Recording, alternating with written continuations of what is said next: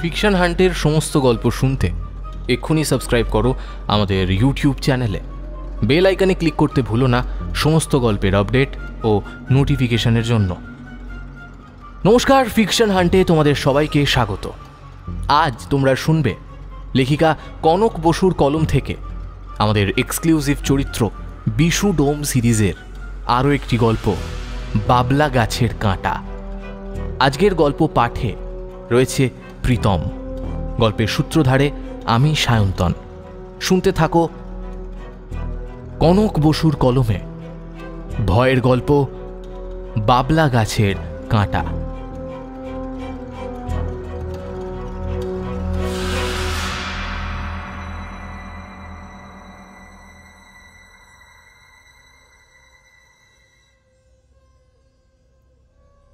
নারী পুরুষের আকর্ষণ চিরাচরিত। এই আকর্ষণ স্বাভাবিক, তবে সেই আকর্ষণে যদি লাগাম ছাড়িয়ে যায় তার ফলে বহু মানুষের বহু ক্ষতি হয়েছে। মানুষ তার মনুষ্যত্ব হারিয়েছে। পুরুষ লোভের বশে তার নারীকে বিসর্জন দিতেও পিছপা হয়নি, আর নারী হারিয়েছে তার ভালোবাসার আকাঙ্ক্ষিত পুরুষটিকে। তবে কতজনই বা পারে এই অদম্য আকর্ষণকে সীমাবদ্ধ করতে? ওই তো তাকে দেখা যাচ্ছে, এক অত্যন্ত আকর্ষণীয় রমণীয় এক নারী। স্বর্গের কোনো পরীর চাইতে কোনো অংশে তার সৌন্দর্য কম নয়। তার চোখে কামার্ত দৃষ্টি, উদ্ধত বুক, ভারী নিতম্ব আর সরু কোমরে তার নারী শরীর যেন হাজার পুরুষকে একসাথে পাগল করে দেবার জন্য যথেষ্ট। তার দৃষ্টির ছলা কলা, তার ইশারা উপেক্ষা করে আর তার ডাকে সাড়া না দিয়ে থাকতে পারার মতো এমন কোনো পুরুষ মানুষ আছে কি না বলা মুশকিল। তাকে প্রথম দেখেই পাগলের মতো ভালোবেসে ফেলে যে কোনো পুরুষ মানুষ। এই আগুনের ফুলকি যে তাদের সমস্ত দেহ মন পুড়িয়ে ফেলতে পারে তা জেনেও পুরুষ তার প্রেমে পড়ে। তার ডাকেই তো সাড়া দিতে মাঝরাতে বেরিয়ে আসে হাজার পুরুষ। তার ইশারায় আশকারায় দিশেহারা হয়ে ছুটে চলেছে তার কাছে ধরা দিতে। পথ যেন হাজার ক্রোশেরও বেশি। ছুটতে ছুটতে একসময় পথ মিশে যায় চোরা পথে। সেই সুন্দরী মোহময়কে হাহার পাওয়া যায় না, যেন এক প্রহেলিকার সৃষ্টি হয়েছে সেইখানে। তার আড়ালে থেকেই হাজার পুরুষকে তার ইশারায় ইচ্ছে মতো ঘুরিয়ে ফিরছে সে। কিন্তু পুরুষ যে পাগল হয়ে গিয়েছে তার এক ঝলক দেখার জন্য। কণ্ঠস্বর লক্ষ্য করে সেই পুরুষ এখন ছুটতে শুরু করেছে। তার দেহ মন অবসন্ন। ক্লান্ত হয়ে একটি বাবলা গাছের নিচে দাঁড়িয়ে পড়ে পুরুষটি। হঠাৎ সে লক্ষ্য করে বাবলা গাছে একটি ডাল তার দিকেই যেন নিচু হয়ে আসছে আস্তে আস্তে। তারপর কোনো কিছু বুঝে ওঠার আগেই কাঁটাযুক্ত বাবলা গাছের ডাল মানুষটির গলায় পেঁচিয়ে যায়। হাজার চেষ্টা করেও সেই মারণ ফাঁস থেকে নিজেকে উদ্ধার করতে পারে না পুরুষটি। মৃত্যুর মুখে এলিয়ে পড়ে মানুষটি। তবে মৃত্যুর আগে সে দেখতে পায় তার ভালোবাসার রহস্যময়ী নারীটিকে, যার সুন্দর চোখ দুটি এখন হিংস্র, যার হাত দুটোই এখন বাবলা গাছের কাঁটাযুক্ত ডাল, আর তার সরু কামার্ত ঠোঁটে লেগে রয়েছে এক হিংস্র হাসি।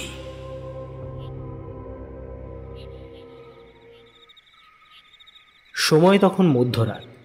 শ্যামলবাবু তার ঘুমন্ত স্ত্রীর পাশে ছটফট করে চলেছে। আজও ঠিক একই সময়ে তার এক অজানা টানে ঘুম ভেঙে যায়।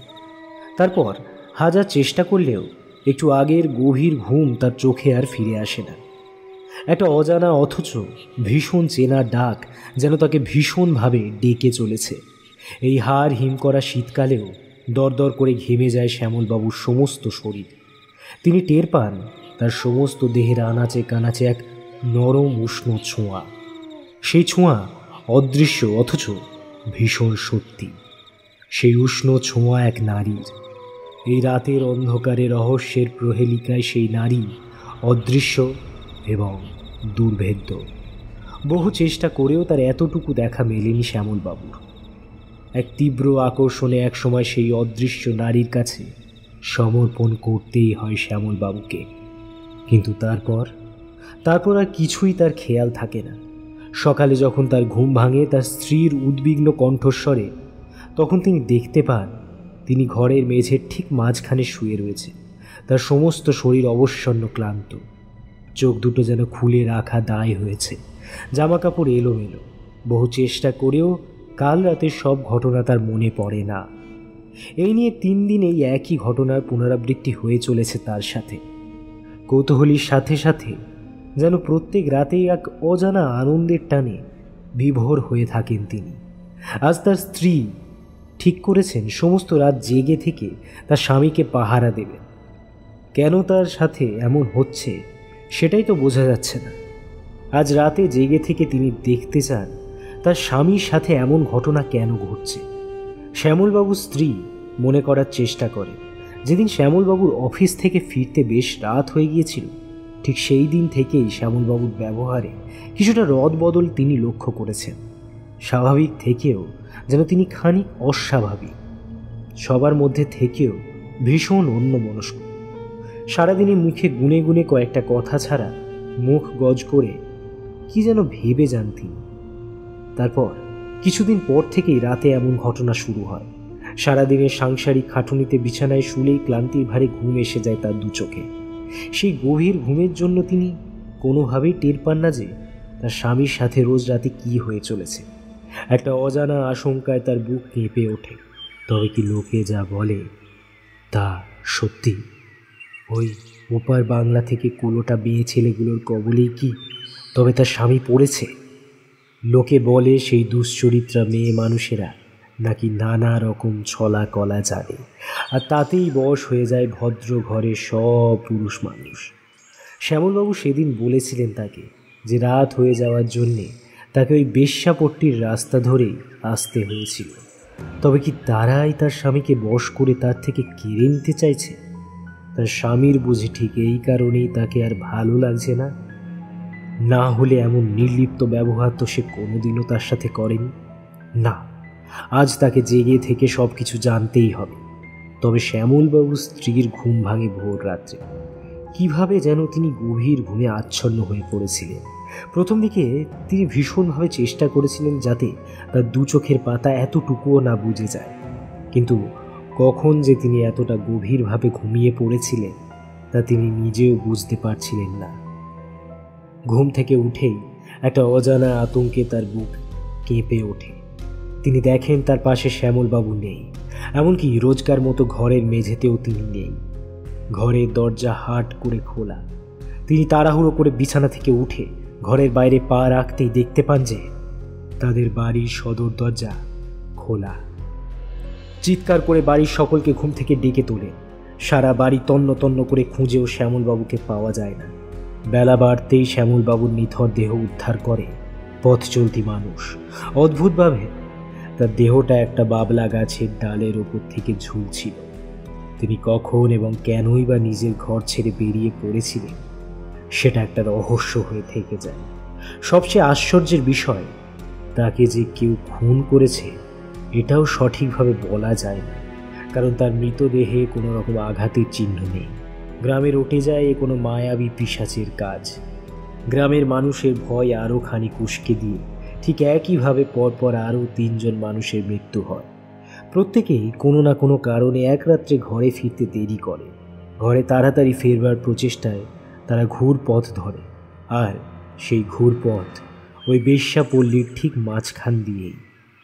তারপর থেকে প্রত্যেকেরই হাবভাব, চালচলন, এমনকি কথাবার্তার পরিবর্তন লক্ষ্য করা যায়।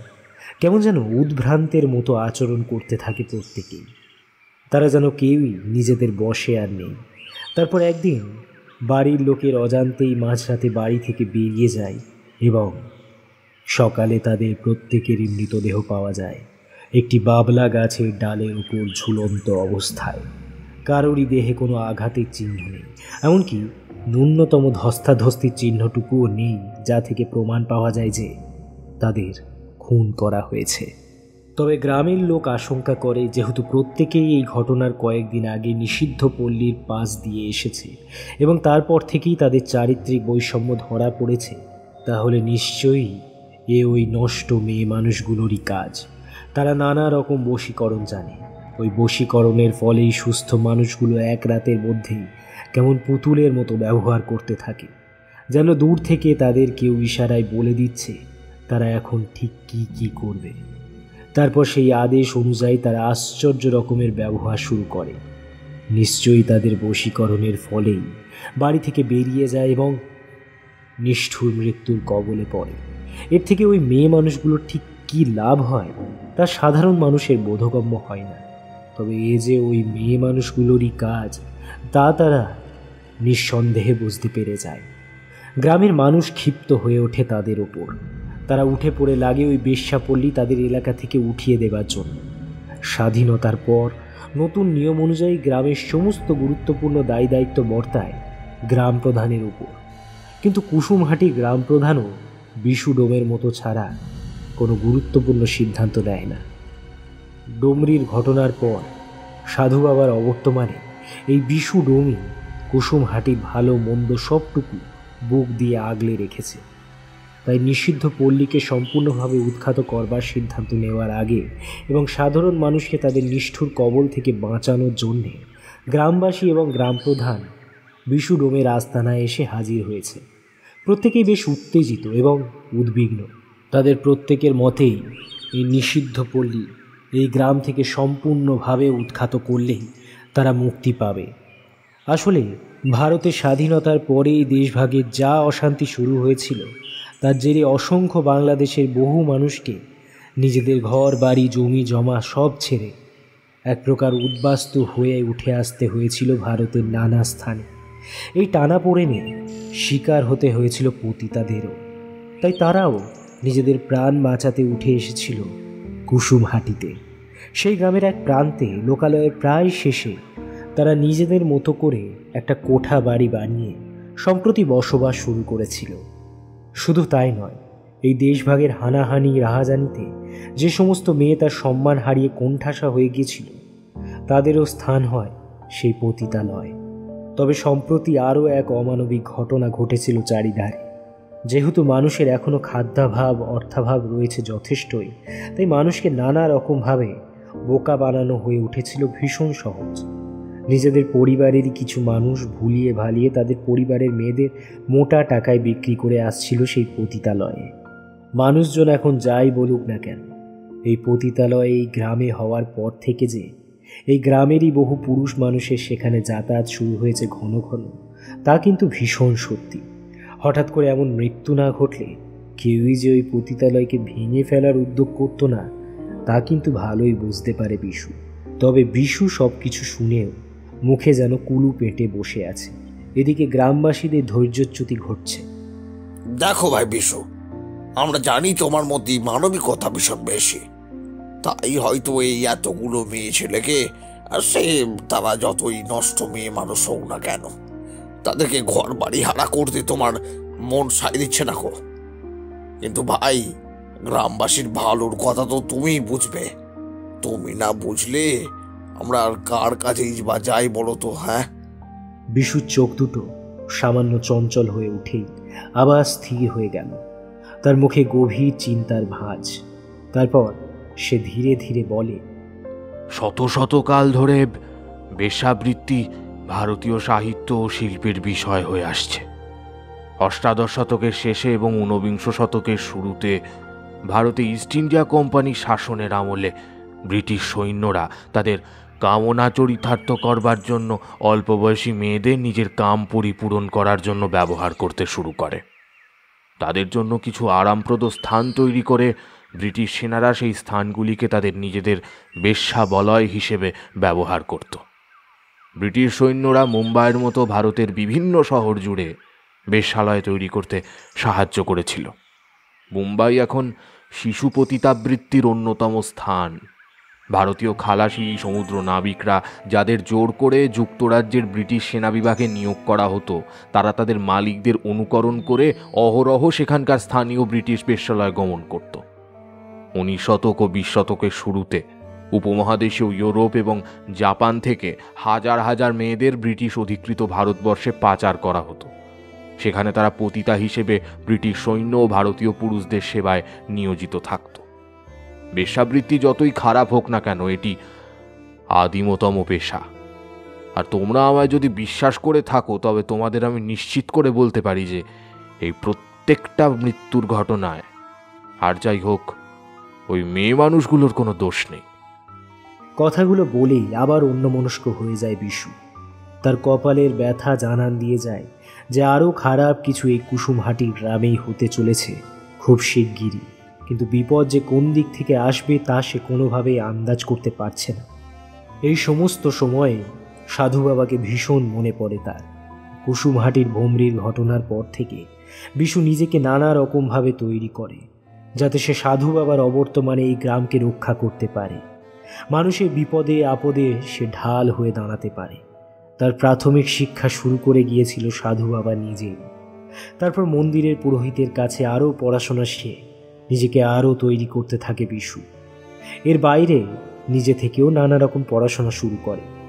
জপ টপ পূজা অর্চনায় নিজেকে আরও শক্তিশালী এবং জ্ঞানী করে তোলে বিশু। 5 বছর আগের বিশুর কথায় যে গ্রাম্যটান ছিল, এখন তা প্রায় নেই বললেই চলে। শুধু তাই নয়, এই কয় বছরে তার দ্বারা বহু মানুষ উপকৃত হয়েছে। শুধু তাই নয়, কুসুমহাটি নানা রকম বিপদ থেকে মুক্তি পেয়েছে। কোনো বিপদ আসার আগেই বিশুর কাছে তার ইঙ্গিত এসে পৌঁছেছে এবং বিপদের গুরুত্ব বুঝে সে নানান উপায় বার করে গ্রামকে রক্ষা করেছে। কিন্তু এইবার কেন যে বিপদের আশঙ্কা আছে এটা বুঝেও কোনো রকম কোনো নিরাময়ের উপায় বের করতে পারছে না, এটাই আশ্চর্যের বিষয়। একটা দীর্ঘশ্বাস ফেলে উঠে দাঁড়ায় বিশু। তারপর সে আবার ধীরে ধীরে বলে, তোমরা সকলে এখন বাড়ি যাও, আমাকে একটু ভাববার সময় দাও। খুব শিগগিরই আমি এই বিপদের থেকে এই গ্রামকে রক্ষা করব। তোমরা এই ঘুরপথে রাত্রিবেলা কেউ যেও না। কথাগুলো বলেই বিশু সেখান থেকে উঠে সাধু বাবার ঘরে ঢুকে ভেতর থেকে দরজা বন্ধ করে দেয়। সাধু বাবার ঘরই এখন তার সাধনা স্থান। দরজা বন্ধ করে দেওয়ালে টাঙানো সাধু বাবার ছবির দিকে এক মনে চেয়ে থাকে বিশু। মনে মনে অনেক কথা সে ভাবতে শুরু করে। যেই নারীকে মানুষ পুজো করে শক্তিরূপে, মাতৃরূপে, সময় অসময়ে সেই মানুষই সেই নারীর ওপর কত রকম অনৈতিক কাজ করে চলে। সাধু বাবার কাছে বিশু শুনেছিল, কয়েকশো বছর আগে নারীর স্থান সমাজে ছিল অনেক উঁচুতে।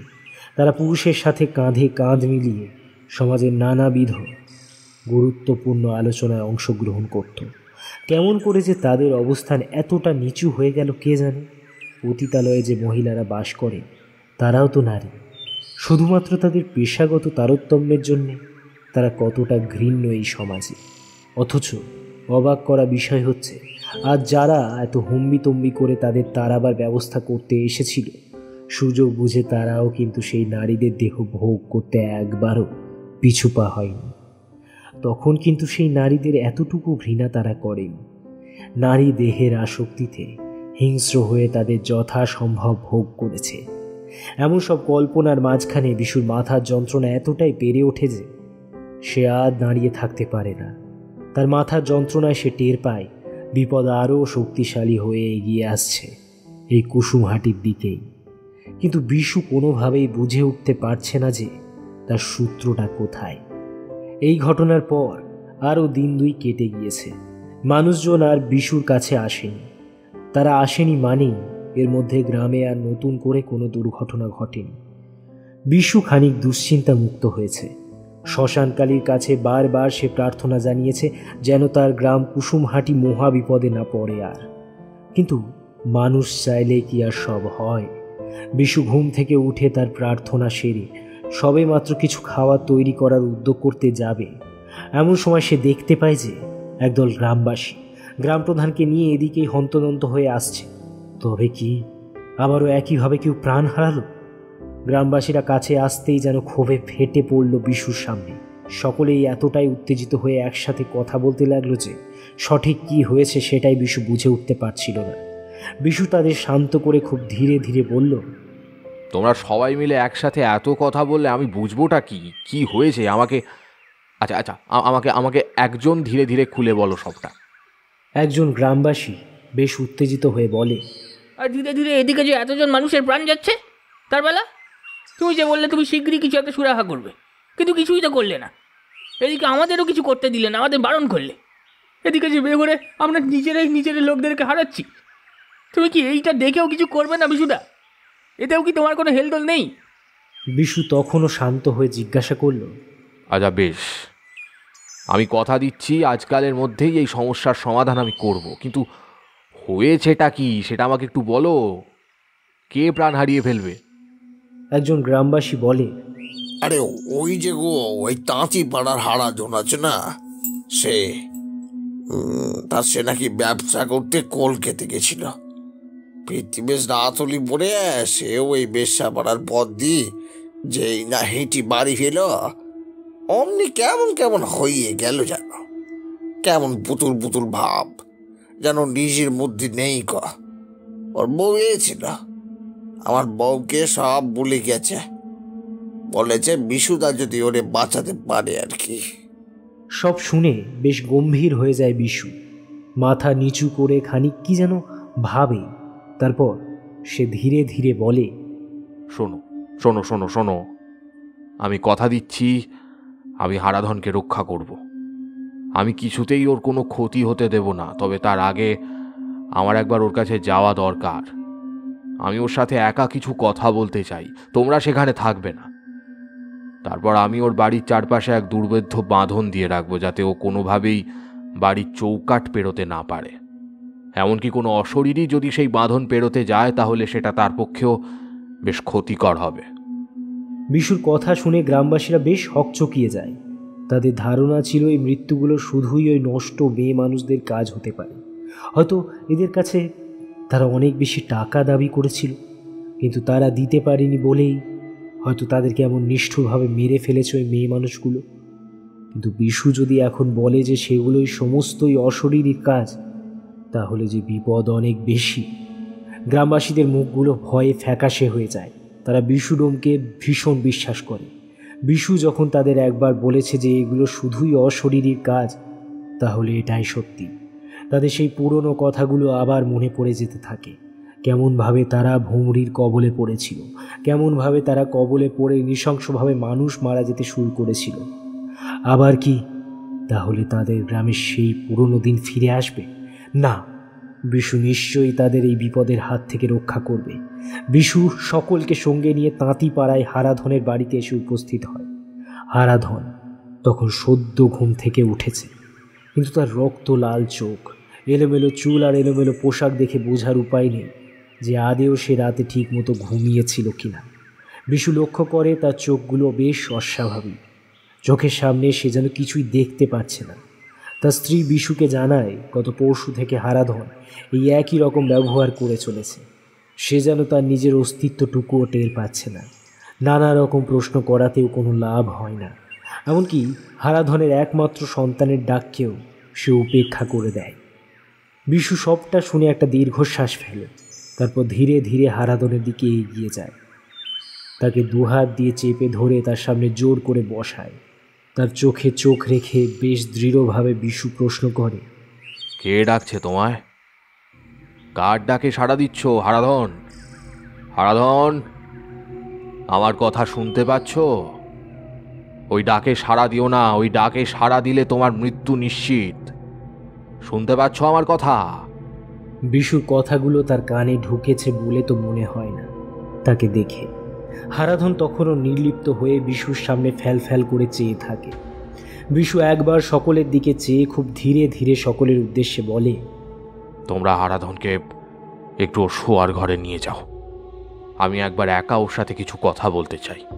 বিশুর কথা শেষ হতেই দুজন গ্রামবাসী হারাধনকে ধরে তার শোয়ার ঘরে নিয়ে তার খাটের ওপর তাকে বসিয়ে দেয়।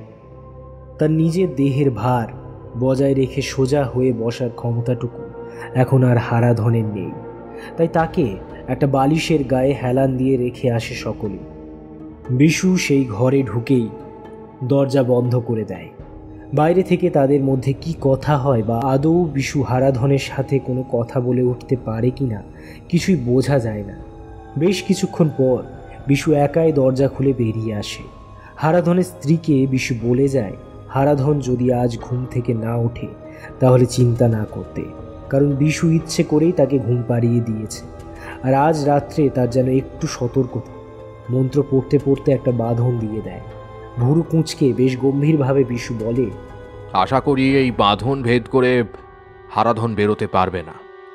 আর কেউ কোনো অশুভ শক্তি এই বাঁধন ভেদ করে ঢুকতেও পারবে না। তবুও আজ রাতে একটু সতর্ক থাকা খুব দরকার। হারাধনের বাড়ি থেকে বেরিয়ে এসে গ্রামবাসীদের উদ্দেশ্য করে বিশু বলে, আমি একবার সেই বাবলা গাছের কাছে যাব। তোমরা নিজেদের বাড়ি ফিরে যাও, ভয় পেও না। আমি যথাসাধ্য চেষ্টা করব হারাধনকে বাঁচিয়ে রাখার। যাও, তোমরা ফিরে যাও। ওই অভিশপ্ত বাবলা গাছের কাছে যাওয়ার যে কারোরই কোনো ইচ্ছে তেমন ছিল তা নয়। তাই বিশুর কথায় আর দ্বিমত প্রকাশ না করে সকলেই ফিরে আসে নিজেদের বাড়ি। বাবলা গাছটা পরীক্ষা করে এসে গভীর চিন্তায় মগ্ন হয়ে রইল বিশু। এমন অভাবনীয় ঘটনা এর আগে কোনোদিন দেখেনি বিশু। বাবলা গাছটার কাছে প্রথম যেতেই একটু খটকা লাগে বিশুর মনে। প্রথমত, সাধারণ বাবলা গাছের চাইতে এর উচ্চতা কয়েক গুণ বেশি। বাবলা গাছটার সম্পূর্ণ চেহারাটা, বিশেষ করে কাণ্ড দুটো, ভারী অদ্ভুত। দূর থেকে বা অন্ধকারে যে কেউ এই বাবলা গাছের ছায়াকে কোনো এলোকেশী নারী বলে ভুল করতেই পারে। বাবলা গাছের থেকে যেই বড় দুটো কাণ্ড বেরিয়েছে সেগুলো উপরের দিকে ওঠাচ্ছে, নিচে নেমে গিয়েছে অনেকটা। শুধু তাই নয়, ওই কাণ্ড দুটো শেষের দিকের ডালগুলো এমনই আকারে যে সেগুলোকে মানুষের হাতের সাথে খুব সহজেই তুলনা করা যায়। একটু কাছে এগিয়ে গিয়ে বাবলা গাছের শিকড় পরীক্ষা করার জন্য শিকড়ের কাছাকাছি মাটিতে একটা কাঠি দিয়ে সামান্য খুঁড়তেই ভীষণ অবাক হয়ে যায় বিশু। কারণ বাবলা গাছটা যেন ঠিক মাটির উপর থেকে সেখানে দাঁড়িয়ে রয়েছে, ন্যূনতম একটা শিকড় অবধি তার নেই। ব্যাপারটা দেখে একটু ঘাবড়ে যায় বিশু। তবে তার সাথে বিশু বুঝতে পারে তার ধারণা সম্পূর্ণ ঠিক। এই সমস্ত ঘটনার পিছনে কোনো মানুষ নয়, বরং কোনো অশরীরী হাত রয়েছে। আর তার প্রমাণ বহন করে চলেছে এই বাবলা গাছটা। মাটি থেকে উঠে বাবলা গাছটাকে আরও একটু পরীক্ষা করার চেষ্টা করে বিশু। প্রথমে ওই কাণ্ড দুটোকে একবার ছুঁয়ে দেখার জন্য হাত বাড়াতে যেতেই কাণ্ডগুলো যেন ছিটকে সরে গিয়ে প্রায় 1 হাত উঁচুতে উঠে যায়। বিশু গাছের মূল কাণ্ড ধরতে যায় একবার, কিন্তু গাছটা যেন তার ধরা ছোঁয়ার অনেক বাইরে। হাতের সামনেই গাছ, তবুও কোনোভাবেই এতটুকু গাছের গায়ে হাত দিতে সফল হয় না বিশু। যদি সত্যিই এই গাছটি সমস্ত মানুষের মৃত্যুর জন্য দায়ী হয়ে থাকে, তাহলে একে কি মানুষ খেকো গাছ বলা হবে? মানুষ খেকো গাছের কথা এর আগে সাধু বাবার কাছ থেকে শুনেছিল বিশু, কিন্তু এই গাছটি তো নিতান্তই চেনা একটা বাবলা গাছ মাত্র। সে কেমনভাবে একটি মাংস খাদক গাছে পরিণত হবে? তার চিন্তা আরও কয়েক গুণ বাড়িয়ে দিয়ে আরও একটি ঘটনা ঘটে তার ঠিক সামনে। যেহেতু গাছটা একেবারেই ওই কোঠা বাড়ির ঠিক সামনে, তাই ওই রাস্তা দিয়েই ওই বাড়ির বাসিন্দাদের যাতায়াত করতে হয়। ওই বাড়িরই একটি মেয়ে কোনো কাজে সে রাস্তা দিয়ে হেঁটে যাচ্ছিল। বিশুকে সেই গাছের কাছে দাঁড়িয়ে থাকতে দেখে সে বেশ অবাক হয়ে যায়। প্রথমে থমকে দাঁড়িয়ে যায় সেখানে, তারপর কোনো কথা না বলে বেশ হন্তদন্ত হয়ে আবার ফিরে যায় কোঠা বাড়ির মধ্যে। সে যে কোনো কারণে বেশ ভয় পেয়েছে, সাথে অবাক হয়েছে, সেটা তার মুখের ভাব এবং অভিব্যক্তি বলে দিয়েছে।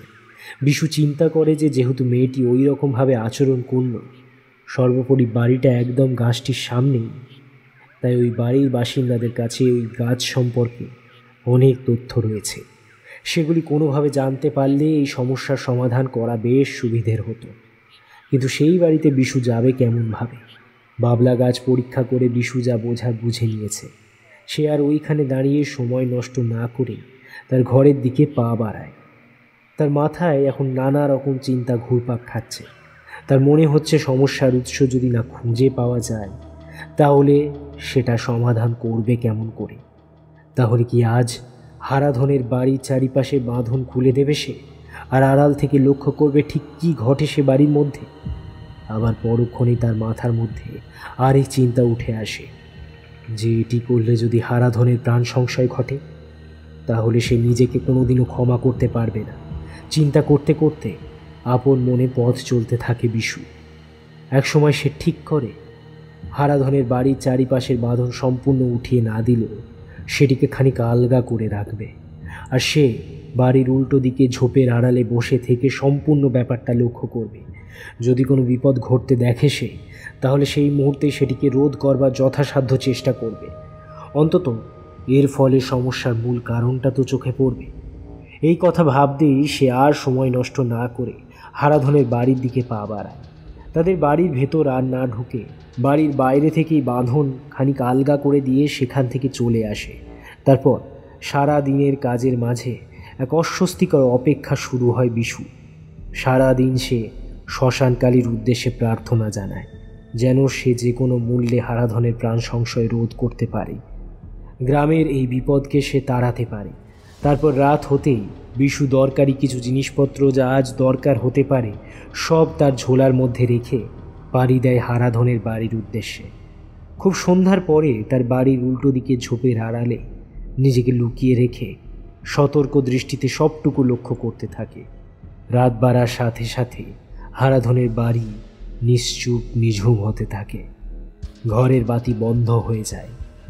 তবুও আরও অপেক্ষা করতে হবে বিশুকে, কারণ যে কোনো খারাপ কাজ হয় ঠিক মাঝরাতে। চারিদিকে নিকষ অন্ধকার। রাতের সেই নিকষ কালো অন্ধকারকে আরও গভীর আর রহস্যময় করে তুলেছে রাতের নিস্তব্ধতা, একটানা ঝিঝি পোকার ডাক, আর গ্রাম বাংলার প্রাকৃতিক ঠান্ডা বাতাস গায়ে লাগায় সামান্য তন্দ্রাচ্ছন্ন হয়ে পড়ে বিশু। হঠাৎ তার তন্দ্রা ভেঙে যায় রাস্তার কুকুরের ভয়ার্ত চিৎকারে। রাতের পাখিগুলো যেন ভয় পেয়ে এভাবে ছুটে বেড়াচ্ছে। এ যেন কোনো অশনি সংকেত। নিশ্চয়ই কোনো কিছু দেখে বা বুঝতে পেরে ভীষণ ভয় পেয়েছে পশু পাখিগুলো। তাদের এই চিৎকারে তারা সকলকে সতর্ক করে তুলতে চাইছে যেন। এক ঝটকায় বিশুর তন্দ্রা কেটে যায়। ঝোপের আড়াল থেকে একটু বেরিয়ে এসে সে হারাধনের বাড়ির সামনের রাস্তার উপর ভালো করে দেখতে থাকে। আজ যা ঘটবে তার সাথে ওই বাবলা গাছের যে সম্পর্ক রয়েছে তা নিয়ে কোনো রকম কোনো সন্দেহ নেই বিশু। কিন্তু তাকে অবাক করে দিয়ে তার সামনে ধরা দেয় এক ভীষণ সুন্দরী নারী। এত সুন্দর নারী সেই এত বয়সে এই প্রথম দেখছে। যে কোনো পুরুষের পদস্খলন করাতে এ জুড়ি মেলা ভার। বিশু ঝোপঝাড়ের থেকে আরও একটু এগিয়ে আসতে সে নারী মূর্তি যেন হাওয়ায় বিলীন হয়ে যায়, আর তার জায়গায় ধরা দেয় কাঁটাযুক্ত দুটো বাবলা গাছের ডাল। হ্যাঁ, এই তো সকালে দেখা সেই ডাল দুটো। সেই ডালের কাঁটায় লেগে ছিঁড়ে যায় বিশুর দেওয়া লাল সুতোর বাঁধন। আর ঠিক তখনই খুলে যায় হারাধনের বাড়ির সদর দরজা। সেখান থেকে বেরিয়ে আসে হারাধন নিজে। তারপর বিশুকে অবাক করে দিয়ে হারাধন ওই ডাল দুটোকেই ধরে এগিয়ে যেতে থাকে। আর চুপ করে বসে থাকা মানে হারাধনকে নিশ্চিত মৃত্যুর মুখে ছেড়ে দেওয়া। তাই তড়িঘড়ি সেই ঝোপের আড়াল থেকে বেরিয়ে আসে বিশু। জোরে চিৎকার করে বলে, হারাধন, এই হারাধন, শুনতে পাচ্ছ আমার কথা? কোথায় চলেছ মাঝরাতে? তোমার স্ত্রী সন্তান তোমার জন্য অপেক্ষা করছে, ফিরে এসো। কিন্তু হারাধনের মুখ দেখে বোঝা যায় বিশুর একটি কথাও তার কানে পৌঁছায়নি। সে তখনও নির্বিকার হয়ে ওই গাছের ডাল দুটো ধরে এগিয়ে চলেছে। তার ঝোলা থেকে এক মুঠো মন্ত্রপুত ছাই ওই বাবলা গাছের দিকে ছুঁড়ে দেওয়ার ঠিক আগেই যেন হঠাৎ একটা পর্দা টেনে দেওয়া হয়েছে বিশুর চোখের সামনে। একটু আগে ঘুরতে থাকা সমস্ত হাত দিয়ে সরাবার অনেক চেষ্টা করে, কিন্তু পারে না। বিশু ভালোই বুঝতে পারে যে কারণ সে নিজেই ধরা দিয়েছে মৃত্যুর কাছে। তীব্র যন্ত্রণা আর হতাশা গ্রাস করে বিশুকে। পাগলের মতো চিৎকার করে ওই পর্দার গায়ে আঘাত করতে থাকে বিশু। কিন্তু তারপর আর তার কিছু মনে থাকে না। রাতের অন্ধকারের চেয়েও আরও গভীর অন্ধকার তার দু চোখের সামনে ঘনিয়ে আসে। বিশু সম্পূর্ণ জ্ঞান হারায়। সকালে তার যখন জ্ঞান ফিরে আসে, বিশু দেখতে পায় যে সে তার নিজের ঘরে নিজের বিছানায় শুয়ে রয়েছে। সম্পূর্ণ সচেতনতা ফিরে আসার পরে সে দেখতে পায় মন্দিরের পুরোহিত মশাই তার সেবা করছে। সে নিজে তার শরীরটাকে খানিক নাড়াবার চেষ্টা করে বুঝতে পারে যে তার শরীরে অসম্ভব যন্ত্রণা। পুরোহিত মশাই উদ্বিগ্ন গলায় বলে, আহা, নড়াচড়া করছো কেন? কিছু লাগলে আমাকে বলো না। কেমন বোধ করছো এখন? বিশু ম্লান হেসে উত্তর দেয়, ভালো আছি, কিন্তু আমাকে এখানে নিয়ে এলো কে? তার প্রশ্নে মুখটা কালো হয়ে যায় পুরোহিত মশাইয়ের। সে তার গলা পরিষ্কার করে বলে, আরাধনের বাড়ির সামনে আজ সকালে তোমাকে অজ্ঞান অবস্থায় পাওয়া গিয়েছে। কিছু পথ চলতি মানুষ আজ ভোরে তোমাকে সেখানে দেখতে পেয়ে এখানে এসে দিয়ে যায়। তারাই আমার বাড়ি থেকে আমাকে ডেকে নিয়ে আসে। এবার বলো তো বাবা, তুমি আরাধনের বাড়ির সামনে কখন গিয়েছিলে? সেই প্রশ্নের উত্তর না দিয়ে বিশু সরাসরি পুরোহিত মশাইকে প্রশ্ন করে। আচ্ছা, হারাধনের খবর কিছু জানেন? সেই প্রশ্ন শুনে পুরোহিত মশাইয়ের কালো মুখ দেখে বিশুর বুঝতে বাকি থাকে না যে বাকিদের মতো হারাধনের ওই একই পরিণতি হয়েছে। আজ সকালে তার দেহ পাওয়া গিয়েছে ওই বাবলা গাছের কাছে। না, সে তার কথা রাখতে পারেনি। সে পারেনি হারাধনের প্রাণ রক্ষা করতে, কিন্তু বিপদ যে এত শক্তিশালী সেই আন্দাজ সে গতকাল রাতে ঠিক করতে পেরেছে। বিশু ঠিক করে তাকে একবার ওই কোঠা বাড়িতে যেতেই হবে, তাহলেই একমাত্র সে জানতে পারবে ওই বিপদের উৎস কোথায়। হারাধনের মৃত্যুর পর একটু গুটিয়ে যায় বিশু। হারাধনকে বাঁচিয়ে রাখতে সক্ষম না হয়ে একটা অপরাধ বোধ তাকে কুড়ে কুড়ে খেতে থাকে।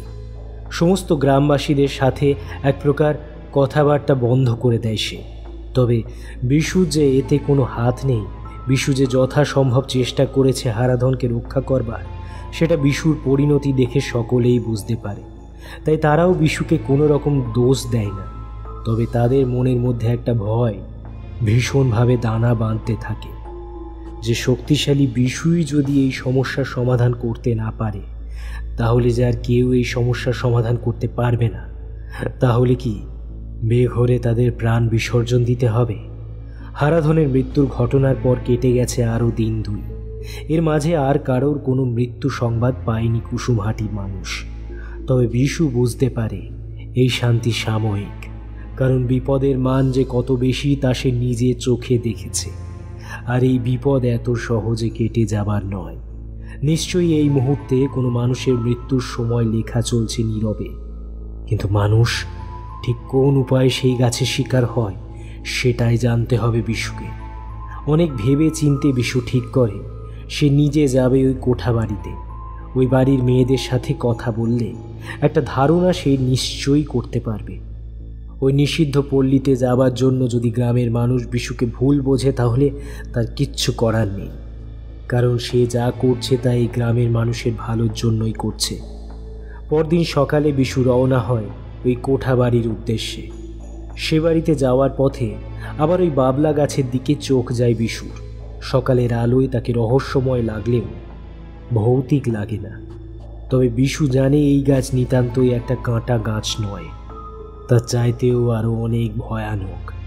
কিছুক্ষণ গাছটার সামনে দাঁড়িয়ে হতভম্ব হয়ে দাঁড়িয়ে থাকে বিশু। তারপর তাকে পেছনে ফেলে ধীরে ধীরে এগিয়ে যায় কোঠাবাড়ির দিকে। এই সকালে স্বভাবতই কোঠাবাড়ির দরজা বন্ধ। একটু ইতস্তত করে দরজায় কড়া নাড়ে বিশু। কিছুক্ষণ বাদে একটা কর্কশ স্বরে কাউকে বলতে শোনে বিশু যে, এই হাঁটো, সকাল সকাল কোনো ব্যবসা হবে না, যাও যাও কেটে পারো। বিশু বুঝতে পারে তাকে অসময়ে খরিদ্দার ভেবেছে বাড়ির লোকজন। আরও অস্বস্তি এসে ঘিরে ধরে বিশুকে। কিছুক্ষণ থেমে আবার কড়া নাড়ে বিশু। তার সাথে সাথেই বেশ শান্ত গম্ভীর গলায় বলে, আগে মা, আমি কুসুমহাটির বিশু ডোম। বিশুর কথার কোনো উত্তর না পাওয়া গেলেও অপরদিকের মানুষ যে বেশ অবাক হয়েছে তা বোঝা যায়। পরক্ষণে একটি পায়ের আওয়াজ দরজার দিকে এগিয়ে আসতে শুনে বিশু। দরজা খুলে যেই মেয়েটিকে দেখতে পায় বিশু, তার মুখটা একটু চেনা চেনা লাগে বিশুর।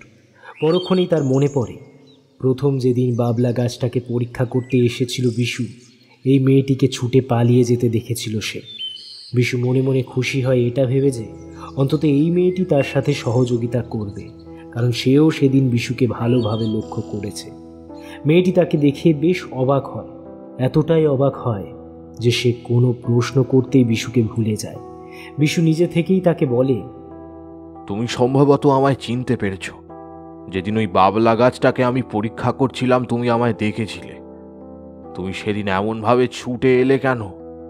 সেই প্রশ্নের উত্তর পাওয়া আমার খুব দরকার। কুসুমহাটির মানুষ আজ বিপর্যস্ত। আমার ধারণা কুসুমহাটির মানুষের বিপদের জন্য ওই গাছটা ভীষণভাবে দায়ী। আর এই গাছের ব্যাপারে তোমরাই আমাকে স্পষ্ট ধারণা দিতে পারবে। তাই আজ আমি তোমাদের কাছে এসেছি সাহায্য প্রার্থী হয়ে। আমাকে ফিরিয়ে দিও না মা। যে মেয়েটি দরজা খুলেছিল তার মুখের মধ্যে নানা রকম অভিব্যক্তি ফুটে ওঠে। গাছের প্রসঙ্গ উঠতেই তার মুখে একটা ভয় ফুটে ওঠে। তারপর বিশু তাকে মা বলে সম্বোধন করায় তার মনের মধ্যে একটা প্রশ্রয়ের দুর্বলতা যেন মুকি দিয়ে যায়। কারণ এই সমাজ তাদের আজ অবধি শুধুই নির্যাতন আর শোষণ করেছে, সামান্যতম সম্মান তারা কোনোদিন পায়নি। মেয়েটি বিশুর প্রশ্নের কোনো উত্তর না দিয়ে শান্তভাবে বলে, আপনি ভিতরে আসুন, যা বলার রানীদি বলবে, আমার কথা বলার কোনো অধিকার নেই।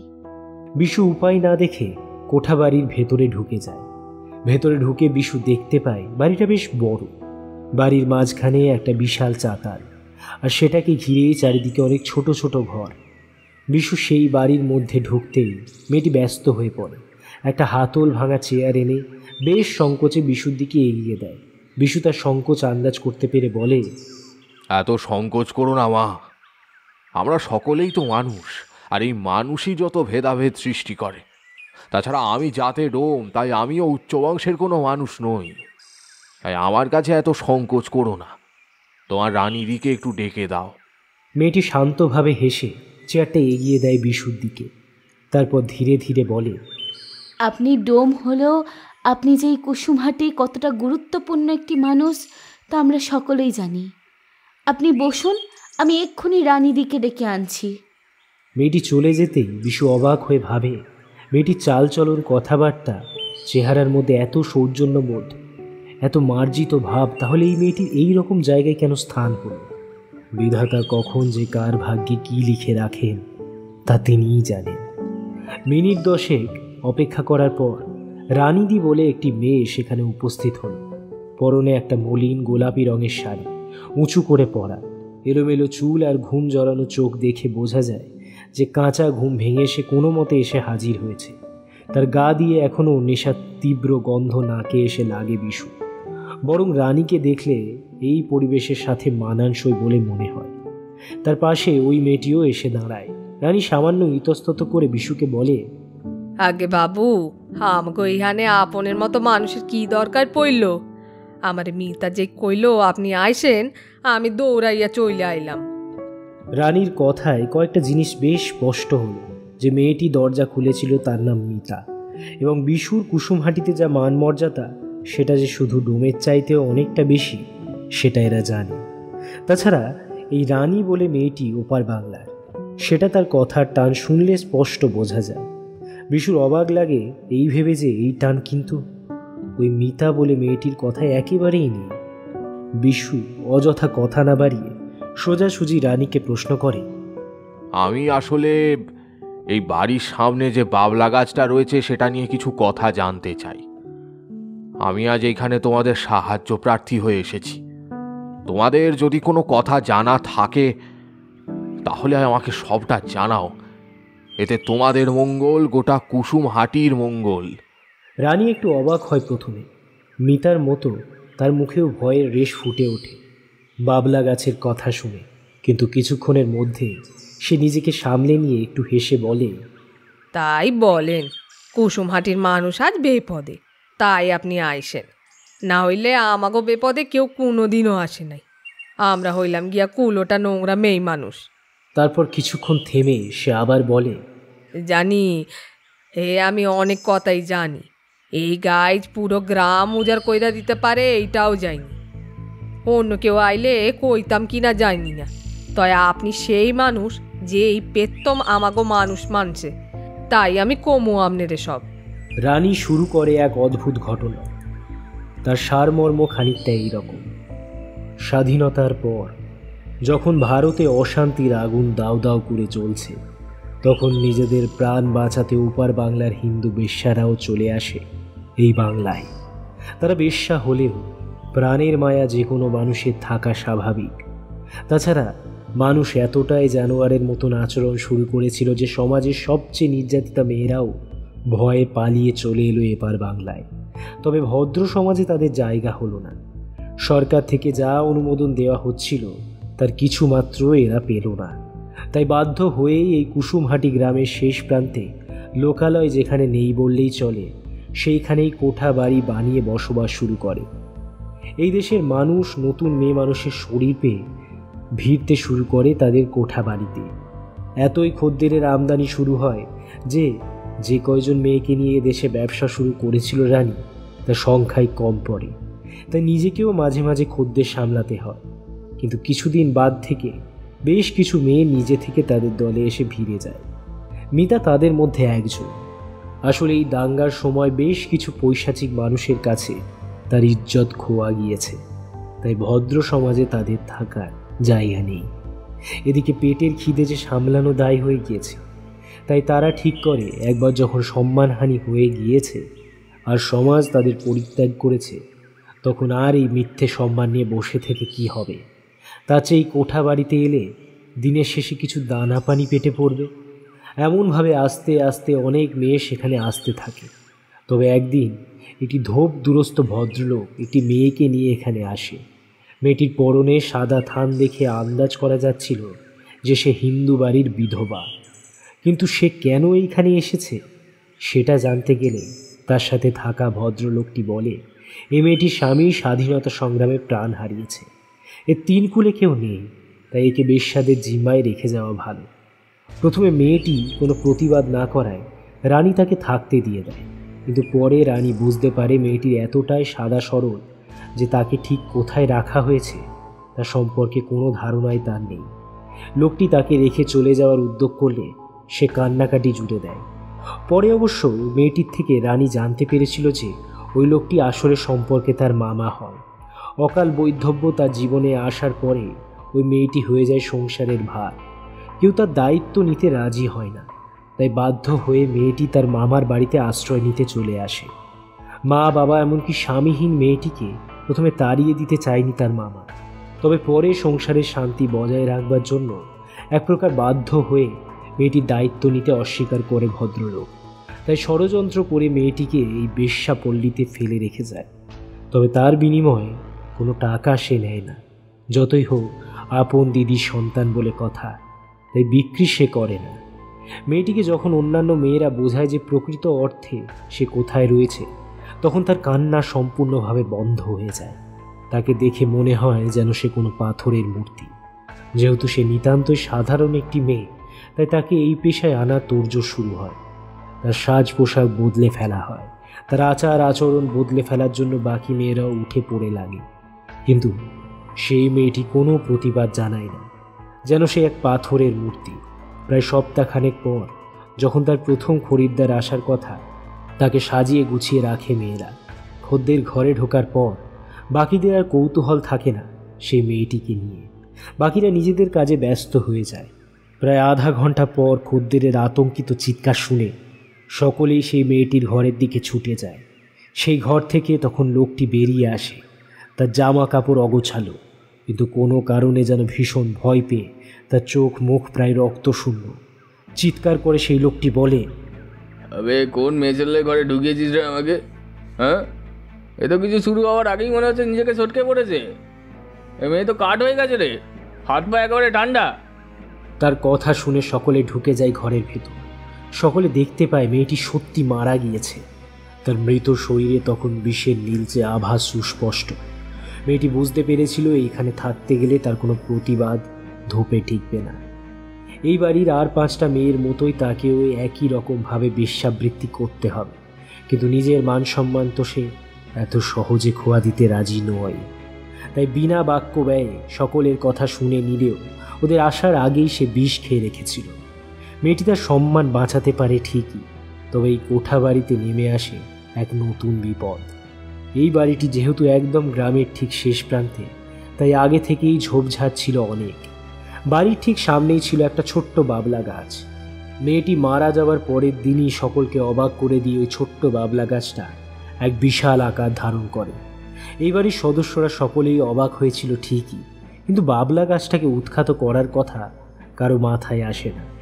তারপর থেকেই যখন একজন মানুষের মৃতদেহ এবং প্রত্যেকেই যখন পুরুষ, তখন তাদের মনে একটা ভয়ের সৃষ্টি হয়। তারা বুঝতে পারে হয়তো ওই মৃত মেয়েটির অতৃপ্ত আত্মা ওই গাছটির মধ্যে ফিরে এসেছে।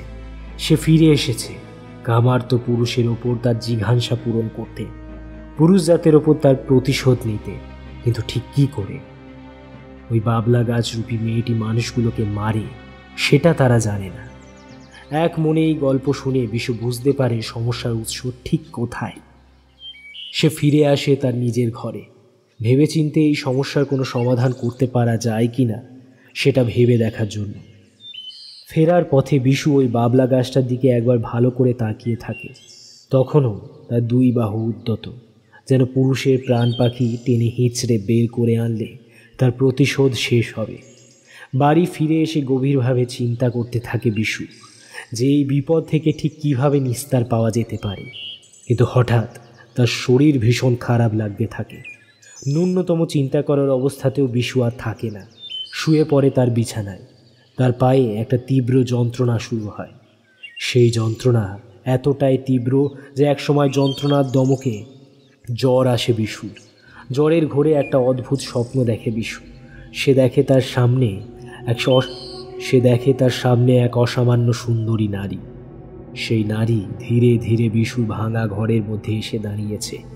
এক দৃষ্টে বিশুর দিকে চেয়ে আছে সেই নারী। তারপর ঠোঁট দেখে বোঝা যাচ্ছে যে সে বিশুর উদ্দেশ্যে কিছু বলছে, কিন্তু সেই আওয়াজ এতটাই ক্ষীণ যে সেটা বিশুর কান অবধি আর পৌঁছাচ্ছে না।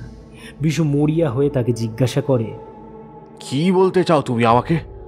স্পষ্ট করে বলো, আমি তোমার সব কথা শুনবো। বলো, বলে যাও। কিন্তু বিশুর কোনো কথার উত্তর না দিয়ে সেই মায়াবী নারী ধীর পায়ে বেরিয়ে যায় বিশুর ঘর থেকে।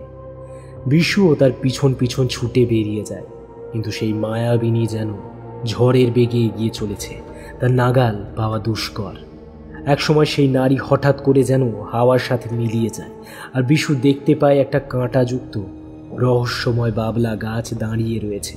বিশু সেই গাছটার কাছে যেতেই গাছটার দুটো প্রধান ডাল নেমে আসে এবং বিশুর শরীরটাকে আষ্টে পৃষ্ঠে জড়িয়ে ধরে। হাজার জোর খাটিয়েও সেই বাঁধন থেকে মুক্তি পায় না বিশু। একসময় দম বন্ধ হয়ে সে মারা যায়। বিকেলে পুরোহিত মশাই পুজো করতে এসে বিশুকে জ্বরের ঘোরে পড়ে থাকতে দেখে। ডাক্তার ডেকে আনে। ডাক্তারের ওষুধে খানিক জ্বরের তীব্রতা কমলে বিশুর শরীর এতটাই কাহিল হয়ে যায় যে বিছানায় উঠে বসার ক্ষমতাও তার আর থাকে না। ডাক্তারকে তার পায়ের যন্ত্রণা কথা জানানোর পর ডাক্তারবাবু বিশুর পা পরীক্ষা করে দেখে বলেন, কোনো কাঁটা জাতীয় কিছু তার পায়ের মধ্যে ফুটে রয়েছে। এর থেকে সেপ্টিসেমিয়া অবধি হতে পারে। সম্ভবত বিশুর জ্বরটা ঠিক এই কারণেই হচ্ছে। তাই সবার আগে ওই কাঁটা তার পা থেকে তুলে ফেলা দরকার। কিছুক্ষণের মধ্যেই গরম জল আর একটা ধারালো যন্ত্রের সাহায্যে বিশুর পা থেকে কাঁটাটা উপড়ে ফেলে ডাক্তারবাবু। দেখা যায় একটা বাবলা কাঁটা তার পায়ের মধ্যে আটকে ছিল। সামান্য যন্ত্রণার উপশম ঘটে ঠিকই, তবে পুরোপুরি কমে না। বিশু বুঝতে পারে এই যন্ত্রণা থেকে খুব সহজে তার নিস্তার নেই। হয়তো বাবলা গাছের পরের শিকার বিশু নিজেই। ডাক্তারবাবুর হাত থেকে কাঁটাটা নিয়ে বিশু দেখে তার তীক্ষ্ণ দিকটাতে বিশুর রক্ত লেগে লাল হয়ে রয়েছে। ঠিক কখন যে এই কাঁটাটা বিশুর পায়ের মধ্যে আটকে গেল সেটা ঠিক বুঝতে পারে না বিশু। আগের দিন বাবলা গাছের কাছে বিশু গেলেও আজ কিন্তু সে একবারের জন্যেও ওই গাছটার কাছে যায়নি। পরক্ষণেই স্বপ্নে দেখা মর্মান্তিক ঘটনার কথা মনে পড়ে বিশু। সে বুঝতে পারে এই কাঁটার সাহায্যে নিশ্চয়ই তার কাছে কোনো বার্তা পৌঁছতে চেয়েছে সেই মায়াবী নারী। ডাক্তারবাবু আর পুরোহিত মশাইকে বিদায় জানিয়ে বিশু মানসিকভাবে প্রস্তুত হয় তার সামনে আসা বিপদের মোকাবিলা করার জন্য। তবে বিশুর ধারণা হয় এই কাঁটাটি প্রাণনাশক নয়, এটি শুধুমাত্র একটি সাবধান বাণী। কারণ আজ অবধি ওই গাছটির হাতে যারা যারা নিহত হয়েছে তারা প্রত্যেকেই তার প্রতি আকৃষ্ট হয়েছিল। তারা ছিল কামার্ত পুরুষ, আর পুরুষের এই লোভকে চিরতরে ঘুঁচিয়ে দেওয়ার জন্য সেই মেয়েটি বদ্ধপরিকর। একটা বাঁকা হাসি খেলে যায় বিশুর ঠোঁটে। সে তার করণীয় কাজ ঠিক করে নেয় মনে মনে। শুধু তাই নয়, সেও ঠিক করে যে তাকে যাই করতে হবে না কেন সেটা আজ রাতেই করতে হবে, না হলে আরও অনেক বড় কোনো ক্ষতি হতে পারে কুসুমহাটির মানুষের। আজ বিশু যখন সবটা জানতে পেরেছে তাহলে আর দেরি করে লাভ নেই। যা করার আজ রাতেই তাকে করতে হবে। সারাটা দিন জ্বরের ঘোরেই কাটে বিশু। ডাক্তারবাবুর ওষুধে জ্বর সাময়িক কমলেও তা পুরোপুরি সেরে যায় না। তার উপর তার শরীর অসম্ভব দুর্বল হয়ে পড়ে। তবুও সন্ধেবেলায় বিশু পুরোহিত মশাইকে একটি বিশেষ যজ্ঞের আয়োজন করতে বলে। পুরোহিত মহাশয় বিশুর কথায় অবাক হয়ে যান ঠিকই, তবে তার চেয়ে বেশি ভয় আরও কাজ করে তার মনে। কারণ এই যজ্ঞ যে কেন বিশু করতে চাইছে তা তিনি ভালোই বুঝতে পারেন। তিনি বুঝতে পারেন কুসুমহাটিতে আবার অশরীরীর প্রভাব পড়েছে। সেই সাধু বাবার সময় থেকেই এই যজ্ঞ হয়ে চলেছে কুসুমহাটিতে, আর তা থেকে সুফলও পেয়েছে এই কুসুমহাটির মানুষ। সন্ধেবেলা ক্লান্ত শরীরে পুরোহিত মশাইয়ের সাথে যজ্ঞের আগুনের সামনে এসে বসে বিশু। চোখ বন্ধ করে ভক্তি ভরে শ্মশানকালীর উদ্দেশ্যে প্রার্থনা জানায় সে। প্রার্থনা জানায় যে আজ সে যেন সাধু বাবার মতোই এই কুসুমহাটিকে আবার একটা বড় বিপদের হাত থেকে রক্ষা করতে পারে। তারপর সাধু বাবার উদ্দেশ্যে মনে মনে প্রার্থনা জানিয়ে বিশু বলে, আপনার থেকে নিঃস্বার্থ হওয়া শিখেছি গুরুদেব। আপনার মতোই যেন ওই কুসুমহাটিকে আজ রক্ষা করতে পারি। বিশু নিজের পরিকল্পনা সম্পূর্ণভাবে গোপন রাখে সকলের কাছে। সেদিন রাত্রে পুরোহিত মশাই চলে যাওয়ার পর সুন্দর করে পরিচর্যা করে কোঠাবাড়ির উদ্দেশ্যে রওনা হয় বিশু। আজ বহুদিন পরে শৌখিন বিশু যেন ফিরে এসেছে। তার গায়ে এখন রঙিন পাঞ্জাবি, কোঁচানো ধুতি, গায়ে শৌখিন আতরের গন্ধ। বহুদিন বাদে বেশ কায়দা করে চুল আঁচড়েছে বিশু। সাধারণত কোঠাবাড়িতে যারা যায় ঠিক এমনভাবেই পরিচর্যা করে যায়। বিশু মনে মনে ভাবে এখন যদি গ্রামের কেউ তাকে দেখে তাহলে হয়তো ভীষণভাবে ভুল বুঝবে।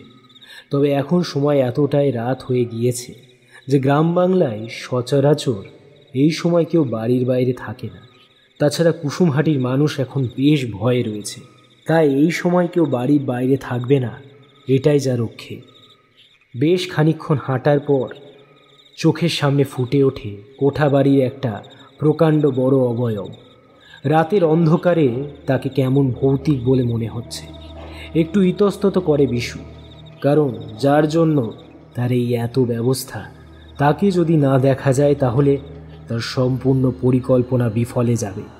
আবার নতুন করে সব কিছু ভাবতে হবে তাকে। কিন্তু এত কিছু করেও তার দেখা পাওয়া যাবে না। দেখা পাওয়ার হলে অবশ্য এতক্ষণে সে তার চোখের সামনে চলে আসতো। একটা দীর্ঘশ্বাস পড়ে বিশু। আরও কিছুক্ষণ ওই একই জায়গায় দাঁড়িয়ে অপেক্ষা করতে থাকে বিশু। তখনও যখন কারোর দেখা সে পায় না তখন সে ফিরে আসার উদ্যোগ করে। আর ঠিক তখনই তার পেছন থেকে একজন নারীর ভীষণ আকর্ষণীয় একটি কণ্ঠস্বর শুনতে পায় বিশু। শুধু তাই নয়, একটি মিষ্টি সুগন্ধ ভরিয়ে দিয়ে যায় সম্পূর্ণ জায়গাটা। ওই গন্ধ নাকে আসতেই একটা ভালো লাগার আবেশ সৃষ্টি হয় চারিধারে। সেই ভালো লাগাকে উপেক্ষা করা যে কোনো স্বাভাবিক মানুষের পক্ষেই বেশ কষ্টসাধ্য। বিশু শুনতে পায় সেই মায়াবী কণ্ঠস্বর তার উদ্দেশ্যে বলছে, এত দূর যখন এসে গিয়েছ তখন আমাকে না দেখে ফিরে যাচ্ছ যে? দেখো, আমি তোমার জন্যই অপেক্ষা করে বসে আছি। তাকাও আমার দিকে, তাকাও। বিশু তার দিকে ফিরতেই সে দেখতে পায় সেই অসম্ভব সুন্দরী নারীটিকে। এই নারীকেই সে প্রথম দেখেছিল হারাধনের বাড়ির সামনে, তারপর দেখেছিল তার স্বপ্নে। সত্যিই এতটা সুন্দরী নারী বিশু তার জীবনে এই প্রথম দেখল। যে কোনো বর্ণনা যেন কম পড়বে তার রূপকে তুলে ধরার জন্য। সেই নারীর মুখের অবয়ব অবিকল কোনো দেবীর চেয়ে কম নয়। সুন্দর কাজল কালো চোখ দুটো অসম্ভব আকর্ষণীয়। সেই আকর্ষণ ভুলিয়ে দিতে পারে এই জগৎ সংসার। সেই মুখের মধ্যে সুন্দর দুটি সরু ঠোঁট, তিল ফুলের মতো নাক, যথার্থই মানানসু। তার মধ্যে এমন আকর্ষণীয় ঋণঋণে কণ্ঠস্বর যেন কোনো নদীর জলস্রোত। সেই নারীর উদ্ধত বুক, তার শরীরের গড়ন জানান দিয়ে যাচ্ছে যে যৌবন তার শরীরের আনাচে কানাচে ধরা দিয়েছে। সেই যৌবনের মধু পান করবার জন্য যে কোনো পুরুষ পাগল হয়ে যেতে পারে। এমন রমণীয় নারীকে দেখে সম্মোহিত হয়ে যায় বিশু।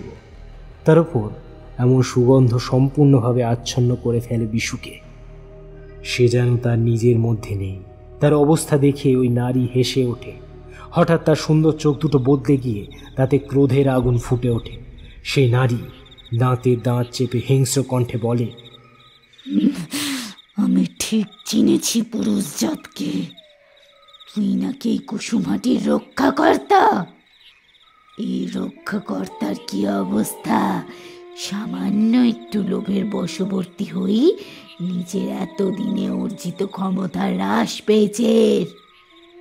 শরীরে এত যাতনা তোমাদের, তোমাদের সকলের বাড়িতে ভরা ভর্তি সংসার যতই থাকুক না কেন, যে কোনো মেয়ে মানুষই তোমাদের কাছে হয়ে ওঠে ভোগ্যের বস্তু।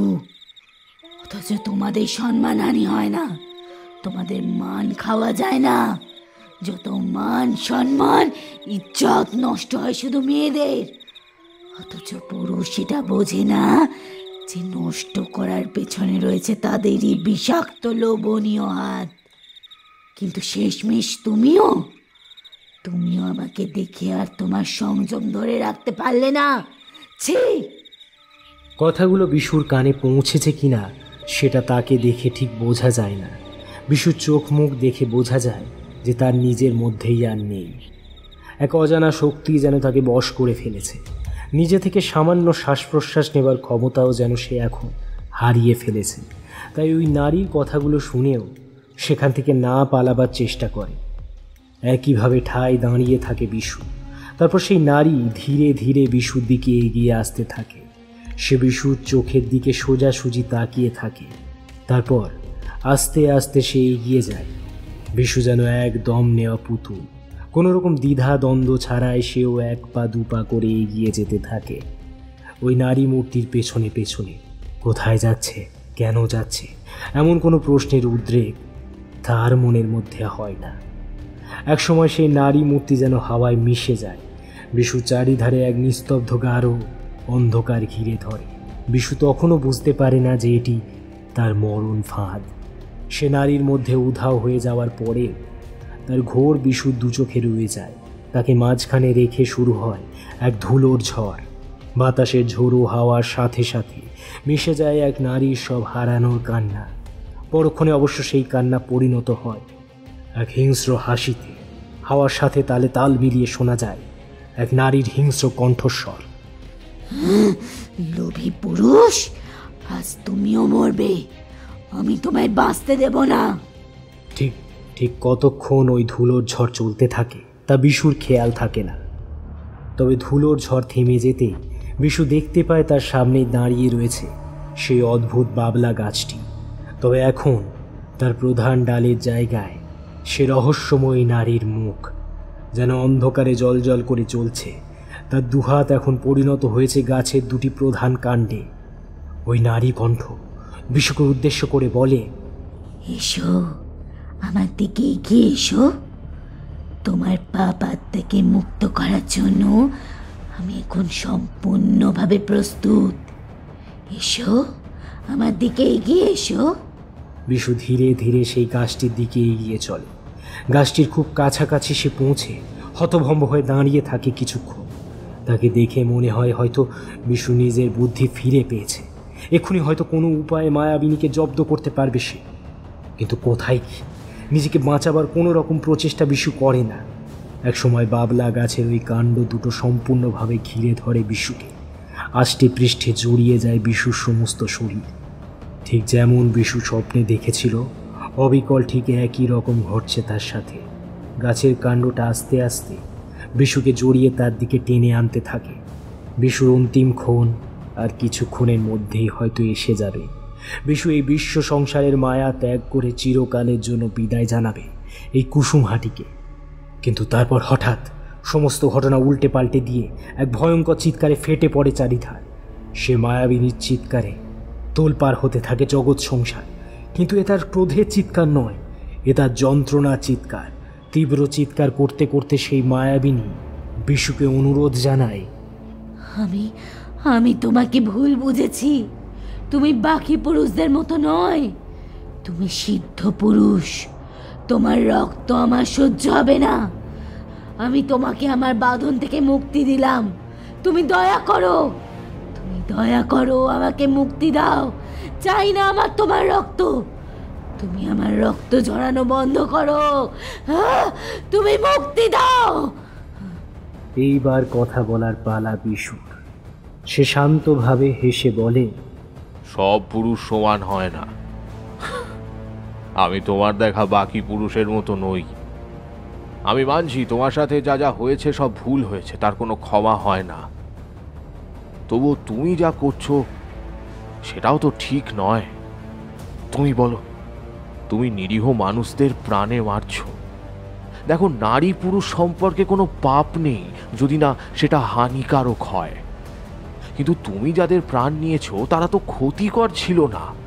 হারাধনের মতো এত সংসারী মানুষ খুব কম দেখা যায়। তবু তুমি তোমার মায়ায়, ছলে বলে, কৌশলে তাকে বশীভূত করে তুমি তাকে মেরে ফেলছো। আজ আমাকেও শেষ করতে চেয়েছিলে, কিন্তু মা, এই গ্রাম যে সাধু বাবার পবিত্র রক্তে পূর্ণ, তাই এই গ্রামের মানুষের ক্ষতি তো আমি সহজে করতে দিতে পারি না। তুমি থাকলে তোমার পুরুষ জাতির ওপর অযথা রাগের ফলে তুমি আরো কিছু নিষ্পাপ মানুষকে মেরে ফেলবে। তাই আজ তোমাকে শেষ হতে হবে। এতেই তোমার মুক্তি আর কুসুমহাটির মঙ্গল। বিশুর কথা শেষ হতেই আবার চারিধারে নিস্তব্ধতাকে ভেঙে শোনা যায় সেই নারীর ভয়ার্ত চিৎকার, তার বুক ফাটা কান্না, তার আকুতি। দেখতে দেখতে বাবলা গাছের ডালগুলো আস্তে আস্তে শুকিয়ে কালো হতে থাকে। প্রথমে বাবলা গাছের গায়ে লাগা ছোট ছোট কাঁটাগুলো তার সবুজ রং হারিয়ে কালো হয়ে যায়। তারপর সম্পূর্ণ কাণ্ড দুটো কালো হতে হতে একসময় পুরো গাছটাই শুকিয়ে যায়। গাছটা যত শুকিয়ে যেতে থাকে, সেই নারী কণ্ঠের চিৎকারের তীব্রতা ততই বাড়তে থাকে। একসময় সমস্ত চিৎকার থেমে গিয়ে চারিধার শান্ত হয়ে যায়, আর বাবলা গাছটা পড়ে থাকে শুকিয়ে থাকা এক কঙ্কালসার চেহারা নিয়ে। তবে সে যতই বিভৎস হোক না কেন, কুসুমহাটিকে সে আর কোনো রকম ক্ষতি করতে পারবে না, কারণ তার মধ্যে থাকা আত্মা আজ চিরকালের জন্য মুক্তি হয়েছে। হয়তো সে আবার ফিরে আসবে নতুন কোনো রূপে, আর সেই জন্মে যেন তার আর কোনো দুঃখ কষ্ট না থাকে। এই জীবনের সমস্ত অপূর্ণ ইচ্ছেগুলো যেন সে তার আগামী জীবনে পূরণ করতে পারে। চারিধারে আবার নিস্তব্ধতা ফিরে আসে। তবে রাতের সমস্ত নিকষ কালো অন্ধকার কাটিয়ে পূব আকাশে নতুন দিনের নতুন সূর্যের আভা দেখা যায়। সমস্ত অশুভকে কাটিয়ে যেন এক নতুন শুভ সূচনা। বিশুর মনে তখন অফুরান শান্তি। আকাশের দিকে চেয়ে ভগবানকে আর সাধু বাবাকে ধন্যবাদ জানিয়ে বিশু মনে মনে বলে, যতদিন আমার প্রাণ থাকবে ততদিন আমি ঠিক এভাবেই কুসুমহাটিকে রক্ষা করব। আর এতে যদি আমার প্রাণ কোনোদিন হারিয়েও যায়, তাতে আমার কোনো আক্ষেপ থাকবে না। এই অভিযান চালাতে চালাতে সারাটা রাত কেটে যায়। বিশু জানে আর কেউ না হোক পুরোহিত মশাই ভোরের আলো ফুটতে না ফুটতে তার শরীরের খোঁজ নিতে হাজির হবে তার ঘরে। আর তখন যদি তাকে সেখানে না পায়, তাহলে ভীষণ দুশ্চিন্তা করবেন তিনি। তাছাড়া গ্রামবাসীদের তো খবর দিতে হবে যে শেষমেশ বিশুডোম পেরেছে সেই অশুভ শক্তির সাথে লড়াই করে কুসুমহাটিকে রক্ষা করতে। সম্পূর্ণ ঘটনা তাদের সবিস্তারে বলা খুব দরকার। অন্তত এইটুকু তাদের বোঝানো খুব দরকার যে বেশ্যাবাড়ির সবকটি মেয়ে স্বেচ্ছায় খারাপ হয় না। কখনো কখনো নিজেদের মানুষ তাদের হাতে ধরে এমন পরিবেশে এসে সামিল করে। তবে তার আগেও আরও একটা কাজ করা ভীষণ দরকার। যে তাকে ওই মেয়েটির সম্পূর্ণ ঘটনা বলে উপকার করেছে, সেই মিতাকে একবার সবটা জানিয়ে ধন্যবাদ জানানো ভীষণ দরকার। তা না হলে তাদের প্রতি সত্যিই অবিচার করা হবে। মিতা যদি তাকে সেদিন সব ঘটনা না বলতো, তাহলে এই শক্তিশালী অশরীরীকে জব্দ করা সহজ হতো না বিশুর একার পক্ষে। তাই বিশু ঘরে ফিরে যাওয়ার আগেই আবারও সেই কোঠা বাড়ির দিকে পা বাড়ায়। সেই একই রকম দরজা খুলে দেয় একটি মেয়ে। তাকে বসতে বলে মিতাকে ডাকতে চলে যায় সেই মেয়েটিও। তবে তফাৎ শুধু একটাই, সেদিনের মতো শুধু মিতা একা নয়, ওই কোঠা বাড়িতে থাকা সমস্ত মেয়ে এসে জড়ো হয় বিশুর সামনে। বিশুর ক্লান্ত মুখ দেখে তারা বুঝতে পারে সে বিশেষ কোনো উদ্দেশ্য নিয়ে এখানে এসেছে। তারপর গত রাতের সমস্ত ঘটনা বিশুর মুখ থেকে শুনে তারা প্রত্যেকেই স্তম্ভিত হয়ে যায়। বিশু তাদের আশ্বস্ত করে বলে, তোমরা আর ভয় ভয় থেকো না মা। কুসুমহাটি থেকে বিপদ চিরতরে বিদায় নিয়েছে। এই গ্রাম তোমাদেরও, তোমরা এখানে নির্ভয় বসবাস করো। তাদের কাছ থেকে বিদায় নিয়ে বিশু তাড়াতাড়ি ফিরে আসে নিজের ঘরে। বিশু যা সন্দেহ করেছিল ঠিক তাই হয়েছে। ভোর হতে না হতেই বিশুর শরীর কেমন আছে সেটা দেখতে চলে আসেন পুরোহিত মশাই। কিন্তু সেখানে বিশুকে না পেয়ে উদ্বিগ্ন হয়ে ওঠেন তিনি। গ্রামের মানুষকে ডেকে তার ভয়ের কথা জানান। পুরোহিত মশাইয়ের কথা শুনে গ্রামের মানুষও ভয় পেয়ে যায়। একবার এক পিশাচের জন্য কুসুমহাটিকে সাধু বাবার মতো পুণ্য আত্মার মানুষকে হারাতে হয়েছে, আর আজ যদি আরেক পিশাচের জন্য তাদের বিশুকে হারাতে হয় তাহলে তারা অসহায় হয়ে পড়বে। এই গ্রামকে রক্ষা করবার জন্য আর কেউ থাকবে না। তারা যখন ভয় পেয়ে পুরোহিত মশাইয়ের সাথে বিশুর খোঁজ করবার তোড়জোড় শুরু করে, ঠিক তখনই অক্ষত অবস্থায় ফিরে আসে বিশু তার নিজের ঘরে। তাকে অক্ষত অবস্থায় সুস্থ দেহে ফিরে আসতে দেখে গ্রামবাসী আনন্দে মাতোয়ারা হয়ে যায়। ভয়ার্ত গ্রামবাসীকে আশ্বস্ত করে বিশু বলে, চিন্তা করো না তোমরা, ভগবানের আশীর্বাদে আর সাধু বাবার দয়ায় আমি এবারও সক্ষম হয়েছি কুসুমহাটিকে রক্ষা করতে। তোমাদের জানিয়ে রাখি, ভয়ের আর কোনো কারণ নেই, কারণ গত রাতে শুভ আর অশুভ শক্তির লড়াইয়ে শেষমেশ শুভ শক্তির হার হয়েছে এবং সে চিরতরে পৃথিবী ত্যাগ করেছে। বিশুর কথায় গ্রামবাসীরা আবার উৎসবে মেতে ওঠে। সকলে শ্মশান কালী আর সাধু বাবার নামে জয়ধ্বনি দিতে থাকে, আর বিশুকে তাদের শুভাকাঙ্ক্ষী হিসেবে আবার চিহ্নিত করে। তারপর তারা বিশুকে অনুরোধ জানায় যাতে গতকালের সমস্ত ঘটনা তারা সবিস্তারে তাদেরকে জানায়। একটা গভীর দীর্ঘশ্বাস ফেলে বিশু তাদের উদ্দেশ্যে বলে, মানুষ তার কর্মফল ভোগ করে এই জন্মে, তাই মানুষ যখন তার মনুষ্যত্ব হারায় তখন তাকে বারবার কিছু অজানা অসম্ভব বিপদের মুখোমুখি হতে হয়। সেই বিপদ হয় এতটাই ভয়ঙ্কর এবং শক্তিশালী যে তার প্রকোপে বহু মানুষকে বারবার প্রাণ হারাতে হয়। তবে কি জানো, বহু মানুষ কোনো দোষ না করেই নরক যন্ত্রণা ভোগ করে। ওই কোঠাবাড়ির যে সমস্ত মেয়ে মানুষদের তোমরা ঘৃণা করো, তাদের জীবনও ঠিক এমনই নারকীয়। অথচ তাদের ওই নরক যন্ত্রণা ভোগ করানোর পেছনে কিন্তু রয়েছে কিছু ভদ্রবাড়ির পয়সাওয়ালা ভদ্রলোক। মানুষ বুঝতে পারে না বিশু কেন এই কথাগুলো তাদের বলছে। তারপর বিশু ধীরে ধীরে ওই কোঠাবাড়ির মেয়েটির কথা সবিস্তারে জানায়। কেমন করে ভাগ্যের পরিহাসে ওই মেয়েটি সেই নরকীয় পরিবেশে এসে পৌঁছায়, আর কেমন করে তার পরিণতি ওই বাবলা গাছে এসে দাঁড়ায়। তারপর বিশু সকলকে গত রাতের ঘটনা সবিস্তারে জানায়। বিশু জানায় যে মিতার কথা শুনে সে বুঝতে পারে যে মেয়েটি শুধুমাত্র তাদের আক্রমণ করে যারা তার প্রতি আকৃষ্ট হয়, কারণ কামার তো পুরুষের প্রতি তার প্রধান জিঘাংসা। তাই সে তার অসামান্য সৌন্দর্যের সাহায্যে পুরুষকে তার প্রতি আকৃষ্ট করে, তাকে ধীরে ধীরে নিজের মায়াজালে আবিষ্ট করে, তাকে চরম যন্ত্রণা দিয়ে তার প্রাণ কেড়ে নেয়। কিন্তু যেই পুরুষ তার প্রতি আকৃষ্ট হয় না, তার কোনো ক্ষতি সে করে না। তবে তার মায়াজাল অস্বীকার করে কোনো পুরুষ আজ পর্যন্ত কেউ বাঁচতে পারেনি। তাই জন্য বিশুকে একটু ছলনার সাহায্য নিতে হয়। তার বেশভূষা এমনভাবে করতে হয় যেন সে ওই কোঠাবাড়ির একজন খদ্দের, যে নারী শরীর ভোগ করার উদ্দেশ্যে সেই দিকে রওনা হয়েছে। তারপর পথে তার সাথে দেখা হতেই আবার এক ছলনার আশ্রয় নিতে হয় বিশুকে। তার হাবে ভাবে তাকে বোঝাতে হয় যে সে তার প্রতি আকৃষ্ট হয়েছে। একসময় তাকে ইচ্ছাকৃতভাবে তার মরণ ফাঁদে পড়তেই হয়, তা না হলে তাকে জব্দ করা যেত না। তারপর বিশু আবার সাধু বাবার দেখানো পুরনো পথে হাঁটে।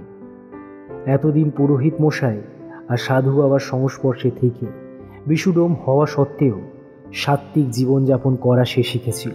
তাছাড়া সাধু বাবা মারা যাওয়ার পর থেকে সে নিজেকে আরও সাত্ত্বিক জীবনযাপনের দিকে নিয়ে যায়।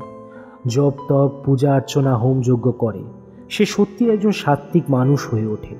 বিশু মনে করে, ঠিক যেমন ডমরি সাধু বাবার পূর্ণ রক্ত সহ্য করতে না পেরে চিরকালের জন্য শেষ হয়ে গিয়েছিল, তাহলে যদি সে সত্যিই একজন সাত্ত্বিক পুরুষ হয়ে থাকে, তার রক্ত সেই পিশাচ সহ্য করতে পারবে না। তাছাড়া বিশুর পায়ে যেই বাবলা কাঁটা ফুটে গিয়েছিল সেটা পরীক্ষা করে বিশু দেখেছে যে কাঁটার যেই অংশে তার রক্ত লেগেছিল সেই অংশটা নিমেষের মধ্যে শুকিয়ে কালো হয়ে গিয়েছিল। বিশুর ধারণা হয়েছিল তার রক্ত লাগার প্রভাবে কাঁটার ওই অংশটা পুড়ে গিয়েছে। তাই সেই রাত্রে বিশু ছলনা করে নিজেকে টোপ হিসেবে ব্যবহার করে। তার কাছে পৌঁছে যায় বিশু, কারণ এ তো আর ভুমরি নয় যে নিজে থেকে ধরা দেবে। তার কাছে পৌঁছে যেতেই যখন সেই বাবলা গাছের কাঁটাযুক্ত ডাল তাকে আষ্টে পৃষ্ঠে জড়িয়ে ধরল, তখন বিশুর সারা গায়ে সেই গাছের কাঁটাগুলো যত তার গায়ে গেঁথে যাচ্ছিল তত তার রক্তপাত হচ্ছিল, আর ততই সেই রক্ত বাবলা গাছের গায়ে লেগে যেতে থাকে। বাবলা গাছরূপী সেই অশরীরী সারা শরীর তীব্র যন্ত্রণায় ছেয়ে যায়। তাই সে বারবার বিশুর রক্ত বন্ধ করার অনুরোধ জানাতে থাকে। যন্ত্রণায় তার শরীরের অংশ পুড়তে থাকে। একসময় তার শরীর সম্পূর্ণ পুড়ে যায়, আর তার অস্তিত্ব এই পৃথিবী থেকে চিরতরে বিলুপ্ত হয়ে যায়। এইভাবে আরও একবার কুসুমহাটি এমন বিপদের হাত থেকে রক্ষা পায়। শুভ অশুভ শক্তির লড়াই চিরকাল বিরাজমান।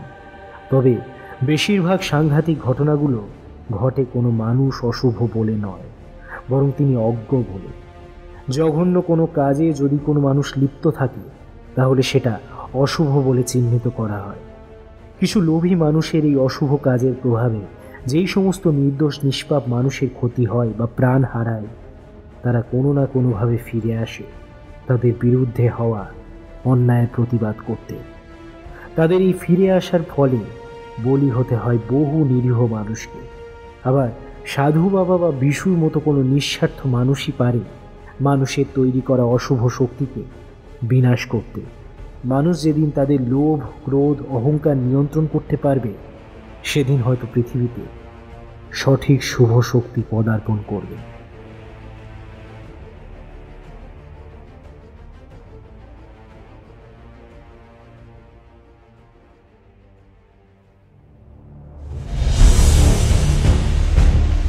এতক্ষণ তোমরা শুনছিলে বাবলা গাছের কাঁটা, রচনা কনক বসু।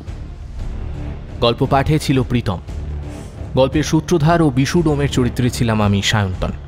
অন্যান্য চরিত্রে আমার সাথে ছিল আর্য, দিব্যেন্দু, প্রীতম, নীল, তৃষা, রুবিনা। এই গল্পের নাট্যরূপ নির্মাণে ছিল দুর্বা। শব্দ সংযোজন, আবহ সঙ্গীত ও স্পেশাল এফেক্টসে ছিল রণজয়। এই গল্পের প্রচ্ছদ নির্মাণ করেছে শুভজিৎ। এই গল্পের প্রচ্ছদ নির্মাণ করেছে শুভদীপ ব্যানার্জি। কেমন লাগলো তোমাদের আজকের গল্পটা? যদি এই গল্পটা তোমাদের ভালো লেগে থাকে, ফিকশন হান্টকে অবশ্যই সাবস্ক্রাইব করে দিও। বেল আইকনে ক্লিক করতে ভুলো না সমস্ত গল্পের আপডেট ও নোটিফিকেশনের জন্য। আজকের মতো এখানেই শেষ করছি। ফিকশন হান্টে আবার তোমাদের সাথে দেখা হবে আরও একটা নতুন গল্পে। সবাই ভালো থেকো, সুস্থ থেকো আর শুনতে থাকো ফিকশন হান্ট। নমস্কার, শুভরাত্রি।